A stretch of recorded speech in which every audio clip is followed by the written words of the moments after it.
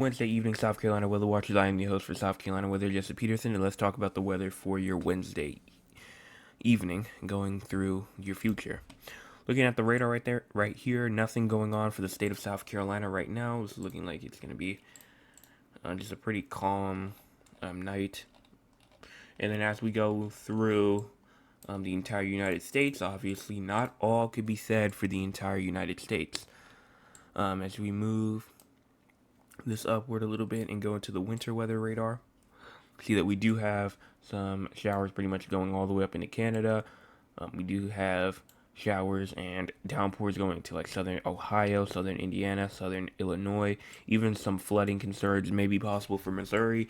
Some severe weather as well going through Nebraska, Kansas, and Colorado, with some downpours and showers going through the Rockies, even down into the southern Four Corners region. We do have some showers, and the west is looking fantastic. Looking at the mid-Atlantic, looking clear. Carolina's looking clear. Georgia, Alabama, Mississippi, Louisiana, scattered showers in those places. So that pretty much covers it all. Great Lakes also do have some scattered showers up there. Now here is our cloud cover. Cloud cover right now. No cloud cover is happening over the state of South Carolina right now, so that is a great thing. If you don't like cloud cover, obviously.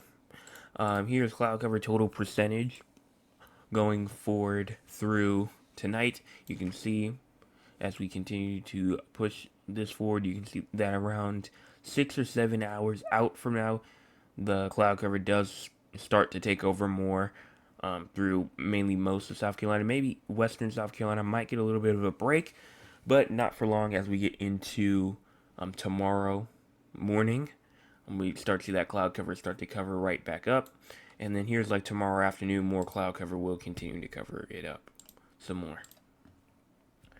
Here is our temperature: 77 in Greenville, 82 instead of Columbia, 77 in Union, Rock Hill, 80 in Anderson, 82 in Augusta, 79 in Savannah, 79 in Myrtle Beach, 77 in Florence, and 79 inside of Sumter.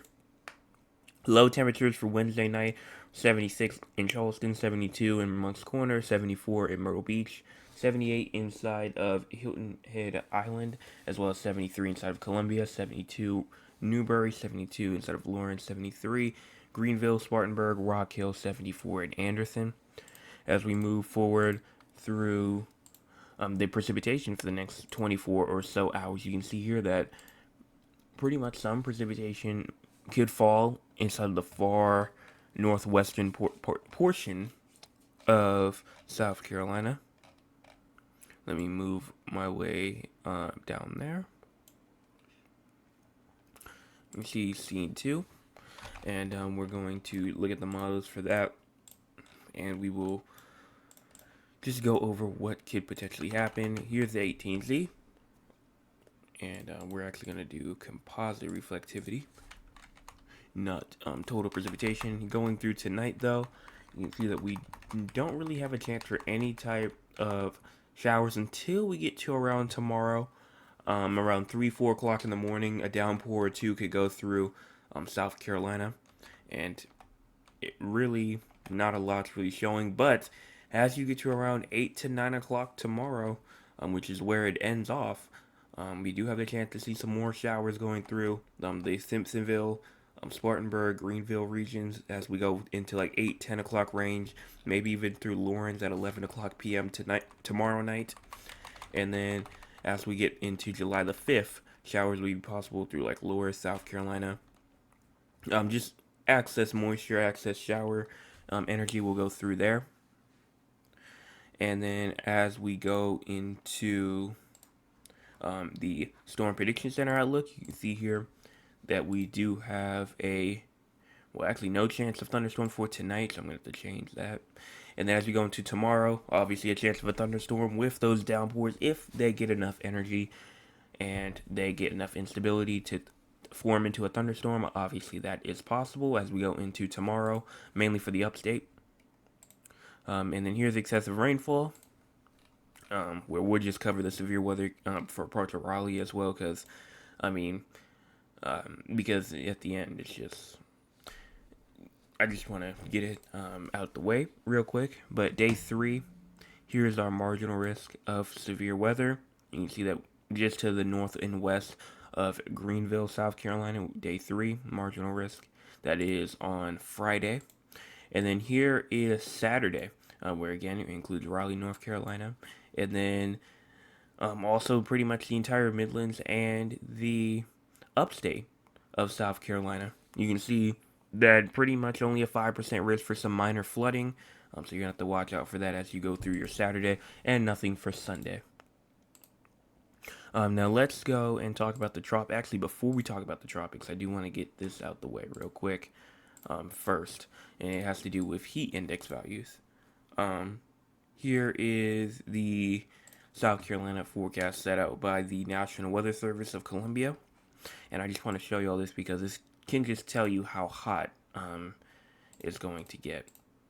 So here is our minimum heat index value for the next 3 days. And this is maximum. And look at these heat index values. Heat index values for the next 3 days. This is mainly for Friday. Maybe Saturday could also be included in this, but right now, probably somewhere around, I'd say probably Saturday, yeah. So this could potentially be what the heat index values are on Friday and Saturday. Look at this. Heat index values up to 111 in Columbia, 114 in Orangeburg, 105 Moncks Corner, Charleston, 109 Walterboro, 106 in Hilton Head Island, 101. Pretty much if you're in the Myrtle Beach area, Georgetown region, y'all are probably getting the least amount. If you don't count like the Blue Ridge Mountains up there. We have 105 in Spartanburg, 108 in Rock Hill, 107 in Greenville, 108 in Anderson. So very hot temperatures are expected going into the weekend, Friday, Saturday. So you're going to have to watch out for those. But that's all I want to get off on that.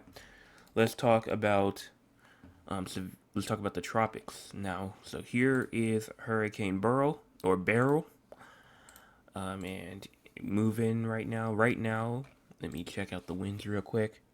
130 mile per hour winds right now with gust, I believe, of up to 160 miles per hour, if I'm not mistaken. 165 miles per hour. So I was a bit off. But devastating hurricane force winds, life-threatening storm surge, and damaging winds are expected to continue in Jamaica over the next several hours and spread into the Cayman Islands tonight. Mountainous locations in Jamaica are likely to experience destructive wind gusts. That could be, again, wind gusts probably, because, once you get into the mountains, that elevates the wind gusts kind of more. So probably you need to elevate the gust even more. So 180, 190, maybe even close to 200 in some spots on the mountains. Life-threatening flash flooding and mudslides from heavy rainfall are expected over much of Jamaica and southern Haiti through today. Damaging winds and dangerous storm surge and heavy rainfall are expected over portions of Yucatan Peninsula and Belize beginning Thursday night as Beryl approaches that area as a hurricane. Hurricane and tropical storm warnings are now in effect for portions of that area. There remains uncertainty in the track and intensity forecast to Beryl over the western Gulf of Mexico this weekend. Interest in the western Gulf of Mexico, including southern Texas. Southern Texas should monitor the progress of Beryl. So that's something that pretty much everyone from southern Texas all the way over to pretty much the Gulf Coast of Mexico, they all need to watch out for that. And we're going to show Beryl right now. So here's Beryl right here. You can see the satellite if you want to. This is what Beryl looks like right now. It's pretty much going through Jamaica. Here's Jamaica right here. Let me get my pen out. But yeah, Jamaica, if you can see my cursor right here, that's Jamaica. And it is currently causing very dangerous conditions through Jamaica right now. And here's the track of where Beryl is forecasted to go through. You can see that we do have pretty much this sector that wants to kind of go up, and then it will turn back into a regular hurricane at around 2 o'clock p.m. on Thursday. It will pass Mexico, and as it goes through Mexico, it's going to weaken at around 2 o'clock p.m. on Friday. As that continues, it will move up and it will try and re-intensify again as it goes over these hot waters. So like imagine like you have, I'm trying to think of something that you would like. Say you got like a hot dog or something like that, and you got like a little pot or something like that. You got the steam coming out, um, pretty much from the hot waters. That's pretty much imagine the barrel to be the hot dog, and then you have the pot being the Gulf of Mexico, pretty much. Now that's going pretty much towards Texas. That's where the more models, or probably the most likely as of now. This can always change, but as of now, it looks like southern Texas towards Brownsville, Texas, will probably get the hardest impact, possibly with a Category 1 hurricane. There's some saying that it will only be a tropical storm, but there's also some other ones, probably most, that is saying that this will re-intensify into a Category 1 hurricane before it gets to Brownsville, Texas. So that's the cone day, 5 day cone right there. Here is, okay, let's just surface plots. All right. Here's the GEFS, or no, it's not the GEFS. This is the hurricane track. So these are models specifically made for hurricanes, for hurricane forecasting. You can see that we do have most models going towards, again, Brownsville, Texas. But there are some that are trying to go down towards like central Mexico, and then you have two little stragglers, the CEM2 and then the AEMI, that both are saying that they want to go closer towards Louisiana or eastern Texas. So again, that's not out of the question, because if the models can say it can happen, it can. There's nothing's impossible. You gotta remember that, especially when it comes to weather. Nothing's impossible for when it comes to weather, and this is why, because we have two models already that are saying that it's gonna curve even more upward. And I heard somebody say this earlier, but the longer that this thing stays over water, obviously, the more intensity that it will build up. So if it stays over water for a little bit more than expected, because they're usually the National Hurricane Center are usually more conservative with their forecast, so they're more on the light end. They're trying to guess almost like the in between. They're trying not to get to the too much of the best case scenario, not too much of the worst case scenario. They're trying to go kind of in the middle, maybe a bit more to the best case scenario. So they're kind of sugarcoating it a little bit. So, but like I said, as you go into the future, and if this thing stays over water for more time than when we think, more time than it's forecasted, is what I should say, that's really going to determine a lot, because it could become a Category 2, you could stay at Category 1, or it may just be like a strong Category 1 or a weak Category 2, or it could stay a tropical storm. That's not out of the question at all. So pretty much, the whole thing from this rant is that if you are inside of like southern Texas or northeastern Mexico, if you know anybody inside those regions, let them know. It's probably time that they really start preparing again for a second strike, especially for Texas. Another hurricane coming their way. They've already got hit by Tropical Storm Alberto. They got hit with like a disturbance as well, just like some heavy rainfall. Wasn't nothing like bad. And then now they're about to get the possibly, I think the most likely is to probably hit southern Texas. So here's the GEFS. So this is like the American model. Most of him actually has it going towards, again, that same spot around closer to Brownsville, Texas, and then it kind of has it going up through northwestern Louisiana, and then going through central Arkansas. But at that time, it'll probably be just a regular low pressure, tropical depression, whatever it is that happens with that. Let's look at the European model. European model again has this thing going towards Brownsville, Texas. So again, like I said, southern Texas probably needs to be watching this the most, and again curving up towards Louisiana and going out towards the coast.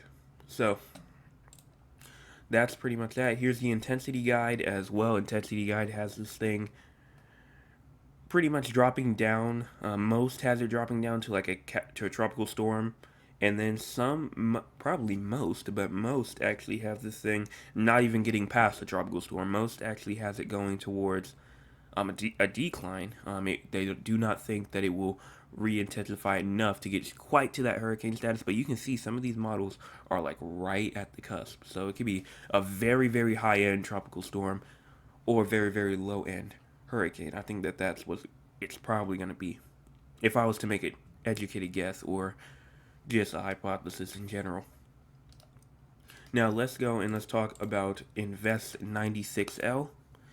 Here is Burrow's page. Let's get off of there. And let's go towards Disturbance 1, where again they expanded the area of interest, or they expanded the amount of time this thing has to form. Pretty much it says a tropical wave located over the southeastern Caribbean Sea continues to produce an area of disorganized showers and thunderstorms activity. If any of the system was to be slow to occur while it moves westward over the next 20 to 25 miles per hour over the Caribbean Sea during the next few days, it could potentially try to go on and try to develop more. Regardless of development, gusty winds and locally heavy rainfall are possible across portions of the Lesser Antilles through this evening. So a low of around 10% for the next 48 hours, a low of 20% for the next 7 days. So that's what's going on with Invest 96L. Right now, let me show y'all this portion right here. Right now, here's, let's see, does it have it? There it is, alright. So here's what 96L looks like. Very different from Burrow, obviously, or Barrel. Very, very different. And as it continues to move kind of westward, it's trying its best to try and form.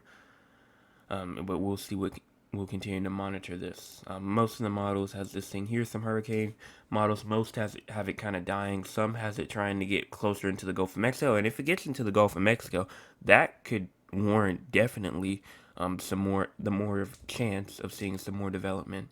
So we'll continue to watch out for that. Here's the GFS. Has this thing going pretty far, probably to like Jamaica or something like that, just to the south of Jamaica, and then it kind of fall off.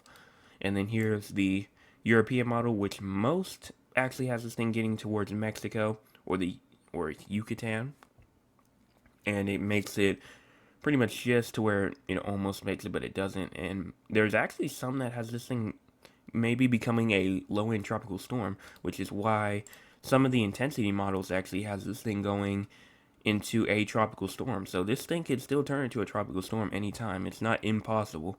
And there's even one model that are saying that this could get to a Category 1. If this would be probably Hurricane Debbie or Tropical Storm Debbie if this was to occur. So that's what's going on with Invest 96L. And then we also have something out in the Pacific as well, Invest 91. No threat to land at all, so we're not really going to talk about this that much unless it's in the Pacific. So no threat for this one. That's what it looks like, though. So that's pretty much it on the hurricane talk. Let's go and let's talk about the drought monitor, because it did just come out. And here's what it looks like, which I know the date's wrong for some reason. It says Wednesday, July the 4th. I don't know why. They probably fix that tomorrow. But this is the U.S. drought monitor for South Carolina, and you can see we have a severe drought now expanding for pretty much, I'm going to call out all the, pretty much every county inside of South Carolina is inside of a drought, except for some, like parts of Chesterfield County, Lancaster, eastern Fairfax, southern Chester, most of Kershaw, northern York, northern Cherokee, northern Spartanburg, northwestern Greenville, northern Pickens, and then northeastern Oconee. As well as down here, Charleston County is not under a drought. Southern Colleton County is not under a drought. Beaufort County is not under a drought. Jasper County is not under a drought. Southern and central portion of Georgetown County is not under a drought. Southern Williamsburg County is not under a drought. But everyone else is inside of a drought, like Dorchester County, northern Colleton, Hampton, northern Berkeley, Williamsburg, Horry, Georgetown County, Dillon, Marlboro, and everyone else. But there's a couple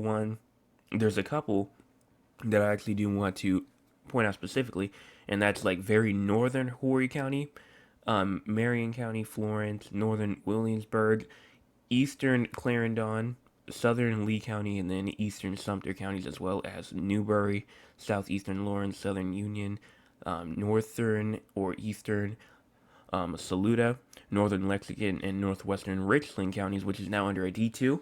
That is a severe drought, which means that you really need to be watering your grass with a hose or sprinklers, and you really need to be watering your plants outside because y'all have not gotten enough rain. Definitely, just over, pretty much, I'd say over like the past couple of weeks or since this whole heat thing of us getting to hundreds have really started. Y'all just have not gotten a lot of rain, and with this summer pattern in place to where it's so scattered, y'all are really not getting the best results.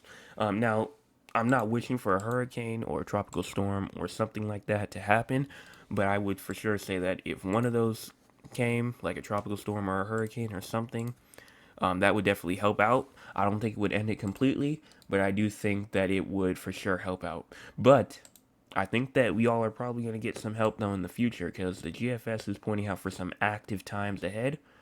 And let's go and let's talk about the future. So you can push it forward. Go through July the 4th tomorrow. Go to July the 5th. Some showers and storms possible. Even as we go into July the 6th, maybe some heavy rainfall going through towards the northern portion of South Carolina. And then you do have kind of like some tropical air mass that's kind of, or some tropical rain, I should say, trying to kind of like push on to the U.S. and it kind of merges because you can see like the showers here are starting to push eastward, and then they both kind of are gonna like clash together, and we can see almost the entire state could see some rain on July the 11th, July the 12th, the 13th, more scattered showers, and pretty much I can say everything. I can pretty much say the same thing from I'd say July. I'd say like July the 7th, maybe even the 6th, all the way forward. There's just going to be a lot of rain that falls. And that's obviously very good, especially for the drought that's going on inside of South Carolina right now. But I can't really say too much from July the 16th on forward because that's just way too far out to talk about. So let's go and let's talk to the chat. If you want to be a part of the live audience, you can by joining us at 9 o'clock p.m. We have a bunch of people in here today. 10 people and 7 likes. Let's get the like button up a little bit more. But Mr. Anthony says good evening. Mr. Oliver says good evening. My aunt Lula says good evening, and then my mom says hi, Joseph. Hello to everyone. My nana says hello. My cousin said good evening, JP. Good evening, man. It was a hot one today. I think what was your high? I think it was 97, I believe. I can't remember like right off the top of my head, but it was somewhere around 97, low hundreds maybe. My cousin Cheryl says good evening. Weatherman, I hope all is well. All is well. I love you. Please enjoy your 4th of July holiday, and you're still number 10 in my book. Love you, your cousin. Speaking of July the 4th, and also thank you for that message. But speaking of July the 4th, I do not believe I will be here tomorrow evening. Tomorrow morning, I think I should be here, but I don't know if I will be here tomorrow evening. But we will I'll continue to update y'all tomorrow as well and see what goes on there. What does the weather look like in Augusta this weekend? And then, hey, Jos. So let me go on and let me pull that up. And I almost just went to San Antonio. Let me go to Augusta real quick. Here we go. All right. So moving into Augusta, I'm gonna guess we really only talking about rain here because I mean temperature wise, I mean it's not really nothing's really going on in terms of that. And temperature wise, just hot like it's always been. But in terms of the NAM 3 kilometer, I gotta see how far this thing goes. I think it goes as far as July the 6th. July the 6th, that is Saturday. So I'm gonna have to go a bit further. We're gonna go to the NAM 12 kilometer. and we're gonna talk about that over here. But in terms of rain for Augusta, probably for Saturday. Saturday showers are possible like early in the morning, like 5 o'clock in the morning, and then as you get into 11 o'clock in the morning on Saturday, you start to see some more showers pop up at around 11, 2 o'clock, and even 5 o'clock. Potential for some more showers to pop up through there. But again, this is a kind of low resolution. This could change at any time that it wants to. But showers are definitely possible going into the weekend. So definitely still got to watch out for that. So that's Augusta. And then you said Ben MIA. Sorry. What is MIA? The only thing I can think of is, I don't know. What is MIA? Let me move down into San Antonio. Also, San Antonio is now inside of the cone of uncertainty now for Tropical Storm Barrow now. So you're still going to have to watch out inside of San Antonio for that as well. Missing in action. Oh, missing in action. Okay, that makes sense. All right. So let me move into the 18Z. Move this thing forward, and for San Antonio for the next pretty much for the next 48 hours, nothing to watch for here. So you're good in terms of that part for rain. And in terms of temperatures, gotta wait for this thing to load up. So let me see any more chats. Missing in action. Okay. I know what it is now. Going through tonight. Let me pull out my little tool thing that shows me the temperatures. Lows for tonight around 76, and then as you go into tomorrow morning, highs around 99, and then tomorrow night, lows around 75, and then around 94 on July the 5th, going around 2 o'clock. So high temperatures tomorrow for July the 4th will again be like around 96, somewhere around there. And the same thing for Raleigh too, but it actually could be a bit hotter as you go even hotter than Texas. Go into tonight, low temperature around 72, then high temperatures tomorrow around 99, and as you go into tomorrow, low temperatures around 76, 75, somewhere around there, and then high temperatures going into maybe even the low hundreds, around 102, 103, somewhere around there, as you go through your July the 5th. So it's going to get hotter for sure. This weekend is going to be especially hot. We just showed heat index values, and it's going to be hot for pretty much most. Here is our composite reflectivity as you go through. For Raleigh, we do have the chance for some precipitation, maybe on tomorrow evening around 6, 7 o'clock. That's just a chance for just a shower or two to pass through, and then some showers and maybe some downpours and storms possible going into July the 5th as well, around 2 o'clock, somewhere around there. And that's pretty much that. We have 15 people in the chat now. Let's go and hurry up and get that like button up. We're only at 15. We're only at 9, and there's 15 people watching. So let's get that like button. Let's hit it up, as it will help me out a bunch. So that's that. I don't think there's anything else I need to cover. But I do need to talk about some updates. I've been kind of like redoing kind of like the stream thing for pretty much everything, I should say. Here you see the live radar thing at the top right. You can see that now. It has my logo up there with live radar. And then as you go into the streaming, nothing's really going on for the streaming. This is if like I have to go live because it's severe weather. Nothing's going on there. I haven't had time to do anything with that yet. But here, look at the live radar. I have been really working at this because this has been something that I think was a bit outdated. But here's the radar. You can see that the radar is kind of a bit more easier to see, so I don't have to like always position it weirdly for y'all to be able to see it. Also, You can also see that we do have like some gray text at the bottom. Now kind of have white with gray at the bottom, or pretty much in the background. You can see that we also had the temperatures that kind of reshaped that a little bit as well. So I'm getting all these things done, and trying to reshape it and just seeing what goes on. Also, it's also pretty important as well. You can see where it says forecast precipitation. Now it says severe weather. Watch after severe weather.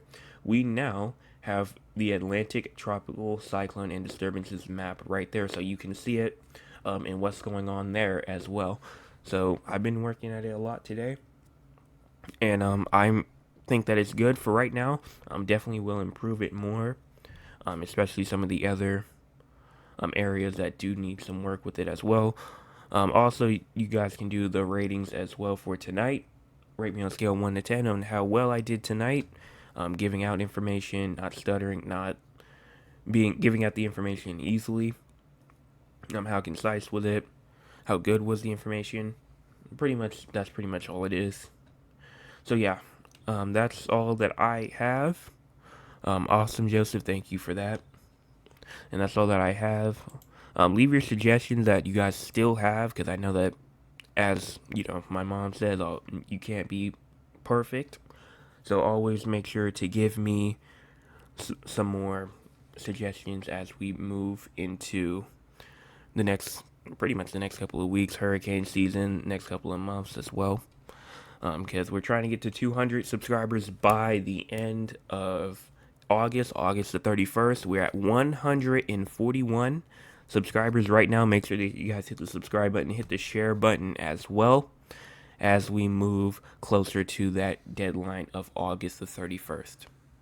And that's all that I have. We had 70 people watch today, or 70 people click on it today at least. So a lot of people came through today, but only right now 6 people are watching right now. So sometimes, they join up for just a little bit, and they like, oh, okay, well, they just want to watch for one portion and then just head on out, which is obviously fine. But I'm going to stop talking, and I'm going to let y'all go and enjoy the rest of y'all's Wednesday evening. I'll be back tomorrow morning with your July the 4th forecast update. Everyone have a fantastic Wednesday.